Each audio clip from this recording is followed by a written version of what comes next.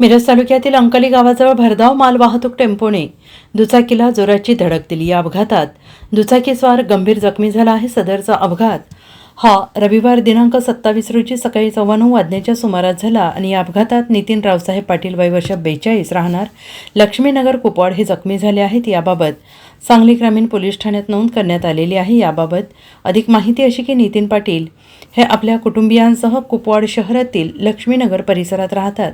पाटील हे रविवारी सकाळच्या सुमारास त्यांची दुचाकीवरून क्रमांक MH10 AZ 2015 वरून जुनी धामणी सर्व्हिस रस्त्यावरून अंकलीच्या दिशेने निघाले होते। त्यावेळेस ते ओम किराणा स्टोअरच्या पुढे गेले असता समोरून येणाऱ्या मालवाहतूक वाहनाने क्रमांक MH10 DT 8221 त्यांना जोरदार धडक दिली। अपघातात नितीन पाटील हे रस्त्यावर पडल्याने गंभीर जखमी झाले आहेत। त्यांना तातडीने रुग्णालयात दाखल करण्यात आलं आहे।